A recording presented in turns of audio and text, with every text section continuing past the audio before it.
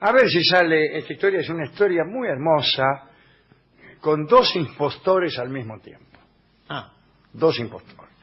Tenemos dos buenos escritores que han escrito acerca de este asunto, que son Mary Shelley y Bram Stoker, la de Frankenstein y la de Drácula, pero no importa eso, no importa. Esto empieza con el rey inglés Eduardo IV. Eduardo IV, rey de Inglaterra, ahí empieza aquel jarabe de la guerra de las dos rosas, la blanca de York, la roja de Lancaster. Y el rey Enrique de Lancaster es desalojado por el rey Eduardo IV, que era de York. Eduardo IV se casa con una tipa que se llamaba Isabel de Grey y en medio de un lío bárbaro, o en medio de un montón de tipos, de partidarios de los Lancaster que habían sido derrotados, otros tipos que se querían prender, traidores que cambiaban de bando, un tipo que se llamaba Richard Neville, que era el conde de Warwick, al que le llamaban el hacedor de reyes, porque se daba vuelta, se ponía a favor de uno o a favor del otro, y entonces cambiaba toda la política. Pero bueno, se muere Eduardo IV. Eduardo IV había tenido primero tres hijas, todos los contrarios contentos, porque si este no va a tener un hijo, que lo herede. Claro. Hasta que tiene dos seguidos, ¿no? Eduardo y el segundón, Ricardo. Bueno, tiene dos hijos, qué sé yo, ¡pum!, se muere. Se muere en el año 1483. Tenía este muchacho, Eduardo, no solo dos hijos, sino también dos hermanos. Dos hermanos que habían sido medio compinche de este conde de Warwick que se ponía de un lado y de otro. Se llamaban Jorge y Ricardo. Jorge creo que muere y el que queda es el hermano de Eduardo IV, Ricardo. ¿Qué Ricardo es este? Este es Ricardo III. Este es Ricardo III, muy ambicioso, y este tipo resuelve matar a los dos hijos de Eduardo IV, al heredero Eduardo y al segundón Ricardo. Primero lo mete en la Torre de Londres, los encierra ahí y dice vamos a ver lo que hacemos. En realidad cuando los mandó a la torre nadie se alarmó mucho, porque había una tradición que decía que el heredero debía esperar la época de su coronación en la torre. Mientras tanto, el tío Ricardo, el que los iba a matar, se ocupaba de la regencia. Pero bueno, como todos sabemos, Ricardo quería reinar y comenzó una obra de exterminio notable. Todos los que estaban a favor del príncipe Eduardo, que estaba en la torre, su sobrino, debían desaparecer, y los mandó matar. Para conseguir definitivamente su cometido, después de dilatar algunos meses el acto de coronación, sí, ya lo vamos a coronar, para un poquito, qué sé yo, mandó redondamente, asesínenlo, dice a los dos, ya me tienen podrido. El que haya leído Shakespeare conoce bien la escena de Ricardo III, ¿no? Jack Tyrrell es el maestro de cuadra, se presenta en la torre acompañado por tres sicarios, Forrest, Stater, Dayton, y asfixiaron a los príncipes. Esto en Shakespeare, los amortajaron y los escondieron. Poco después, Ricardo, ante un parlamento atemorizado, se proclamó rey y se convirtió en el famoso Ricardo III. Ahora bien, el misterio de la desaparición de los príncipes no duró mucho. En Francia ya todos lo sabían, que los habían amasijado. Lo que pasó es que poco después, como bien sabemos, fue muerto el propio Ricardo III, el usurpador, murió en batalla. ¿Se acuerdan? Mi reino por un caballo, dijo. Y el trono pasó a manos de Enrique VII, que era un Tudor medio de otra familia, era hijo de un señor Jasper Tudor. Bueno, y quedó como vencedor en esta lucha entre dinastías. Ahora bien, aunque no tenía nada que ver con el asesinato de la Torre de Londres, este muchacho, Enrique VII, vivía atormentado con historias, ¿no?, que contaban que estos dos chicos estaban vivos. Siempre pasa esto. Sí, en realidad no los mataron, pudieron escapar y están vivos. Y había un montón de rumores. Y el pibe el hijo de Jasper, Enrique VII, escuchaba eso y se atormentaba, bueno. Y heredaba un problema. Él había destruido a Ricardo III, el asesino, pero temía que esos muchachos asesinados por Ricardo III aparecieran de golpe, le dijeran, ¿cómo? Momento, acá soy yo el rey y este es mi hermano. Bueno, cualquiera de ellos tenía mayor legitimidad, mayor derecho al trono que él mismo. Todos los rumores eran falsos, todos. Pero uno de estos rumores, en un día de 1491, que también era mentiroso, tuvo consecuencias sangrientas, que les voy a contar ahora. Enrique VII quedó estupefacto cuando alguien le contó que en Flandes vivía Ricardo de York, el segundón, muerto o desaparecido en la Torre de Londres. Esta historia se conocía en Flandes y se difundía, y decía que el supuesto príncipe en realidad había sobrevivido, que los asesinos a sueldo de Ricardo III, después de haber asfixiado al hermano mayor, tuvieron piedad del segundo, Ricardo, lo sacaron vivo de la torre, lo entregaron a un burgués conocido con el nombre de Jean de Warbeck y a su mujer Catalina de Fer.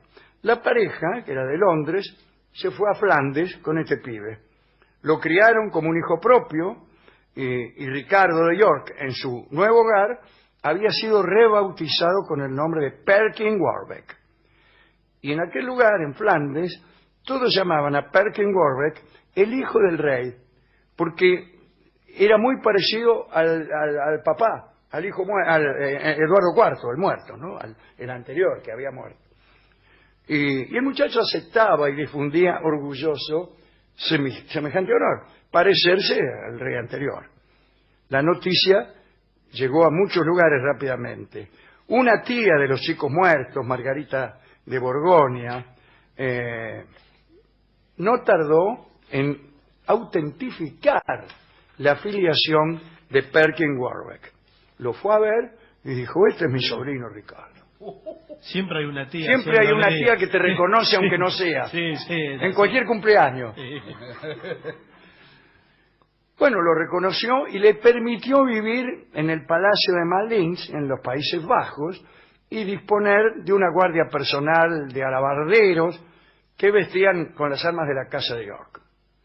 El emperador Maximiliano de Austria, que ya gobernaba allí, era el papá de Felipe el Hermoso y en consecuencia el abuelo de Carlos I de España. Bueno, que era enemigo del rey de Francia, Enrique VII, tomó partido por este pibe. Dice, sí, es este, qué sé yo, para él este es el legítimo rey de Inglaterra. Y envió un ejército, Maximiliano, decidido a ayudar al que según él era el hijo de su amigo Eduardo IV. Y se armó una guerra. En 1496, una flota de 14 navíos apareció en la costa de Kent, 1.500 hombres desembarcaron, los comandaba nada menos que este muchacho, Perkin Warbeck, diciendo que era Ricardo de York. En realidad era una tropa no muy calificada, ladrones, quebrados, falsos curas, algunos soldados de la tía Margarita, bueno, qué sé yo. El desembarco fue un completo fracaso. 400 hombres de este muchacho de Perkin Warbeck fueron capturados y colgados. Él se había quedado prudentemente a bordo de su navío, en el que regresó rápidamente a la corte de Malines, ahí en los Países Bajos, para preparar una nueva aventura. Y entró en contacto con el rey Jacobo IV de Escocia, que también lo reconoció como legítimo, y hasta le concedió en matrimonio a una sobrina llamada Catalina. Catalina también decía que para ella era el rey. Además consiguió nuevas tropas. Se planeó un desembarco cerca del cabo Land's End. Allí el recibimiento fue grandioso en la zona. 5.000 hombres se ofrecieron para combatir por su noble causa. Su ofrecimiento había tentado a muchos. ¿Por qué? Porque este muchacho, Warwick, había dicho con total irresponsabilidad, pero completo éxito, que si llegaba a ser rey, todos los pobladores de la región estarían exentos de impuestos. Ignoraban los pobladores de la región que cada vez que alguien que promete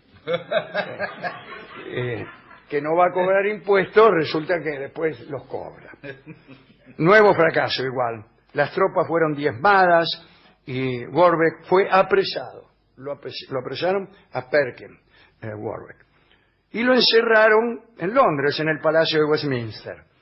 Pero se escapó. Lo volvieron a agarrar. Entonces lo mandaron a la Torre de Londres, donde él aseguraba que se había estado con el hermano ahí. Y curiosamente parecía conocer el lugar. Parecía conocer. Y aquí viene a pasar algo maravilloso y exquisito. En la torre, Perkin Warwick se encontró con otro aspirante al trono, otro impostor. Ya habíamos dicho que había varias de estas historias. Un impostor anterior, pero era impostor del hermano mayor. Se hacía pasar por el hermano mayor y lo habían encanado, y era Eduardo Plantagenet. ¿Se entiende? Se vuelven a encontrar en la Torre de Londres los dos hermanos, pero falsos. Y se ven en la necesidad de representar un reencuentro y un cariño en que ni ellos creían. Sucede que a la vez uno no podía saber la impostura del otro. Claro, vale.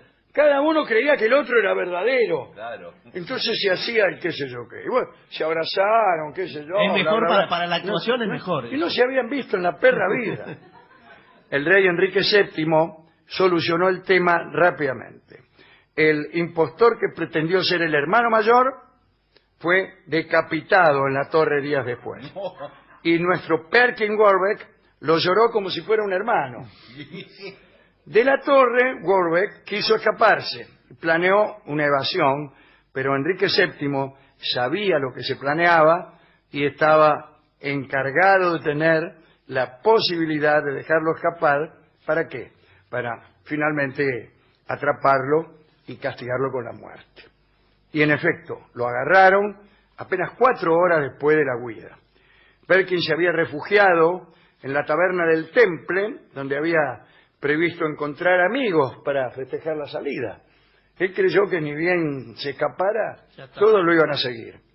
Pero se encontró con una tropa, fue arrojado a la prisión de Newgate, donde esperó sentencia, y la sentencia fue de muerte. Cuando se enteró de esta sentencia, el viejo Jean de Warwick, el papá biológico de Perkin Warwick, viajó de Flandes hasta Londres para pedirle audiencia al rey Enrique VII. Pero el rey fue inquebrantable. Solo autorizó a este hombre, a Jean de Warwick, a abrazar por última vez a Perkin, que negaba, por supuesto, ser su hijo. Claro. Negaba ser su hijo porque era el hijo de Eduardo IV. ¿Cómo iba a ser el hijo del tipo ese? En aquel último encuentro, Perkin le dijo a su papá, a Jean, que hiciera saber a sus adeptos que lo llevarían al patíbulo al día siguiente y que rápidamente armaran un ejército para salvarlo. Y dijo, vas a ver que cuando yo esté en el cadalso, no van a dejar que me decapiten. Quiero que vos estéis entre la multitud y levantéis vuestra mano, y yo comprenderé que ya la conspiración está en marcha. Querrá decir que mi liberación será inminente. Sí, dijo el padre. En la mañana de la ejecución, el viejo Warwick se ubicó entre la gente. Ya atado en la tarima, Perkin sonreía. Siguió sonriendo después de que el ejecutor lo acomodó. Perkin Warbeck creyó que lo salvarían hasta el último instante. Y Jean de Warbeck, compasivo el padre, había levantado la mano, le había hecho la seña para tranquilizarlo, diciéndole ya está bien, la conspiración está en marcha. Y la verdad es que nadie se había organizado para ayudarlo. Su esposa Catalina, sobrina, como se ha dicho, del rey de Escocia, enloqueció, porque ella jamás dudó de que ese era el verdadero rey de Inglaterra. Lo cierto es que nadie duda de que los hijos del rey Eduardo IV murieron efectivamente asesinados. En el año 1674 se encontró una caja de madera con los esqueletos de 2 niños en un lugar de la Torre de Londres. Y Patrick Warbeck murió creyendo que no iba a morir. Linda historia. Sí, muy lindo. tremendo. Muy linda historia. Atahualpa Yupanqui, oyendo esta historia de la sucesión de Inglaterra, que es pero muy complicada, muy complicada. Y sí.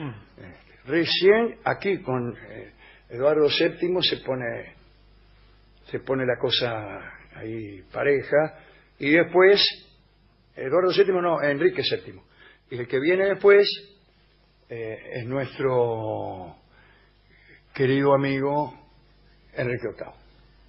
Enrique VIII, que es Charles Lawton, como ustedes saben. Sí. Bueno, que tenía un... Bueno, pero ya entramos en... Ahí hay otro lío, porque en realidad Enrique VIII tenía un hermano mayor, creo que se llamaba Arturo, y bueno, pero no importa, que se muere y es reemplazado. Atahualpa Yupanqui compone una milonga que se llama Los Hermanos, Sí. evidentemente sobre esta historia. No sé. Qué raro Atahualpa Yupanqui Sí. con la corona británica. Y... Bueno, pero es que él le cambió un poco la letra para que no se dieran cuenta. me llama la atención. Y vamos a escucharlo en la versión de Alfredo Citarrosa.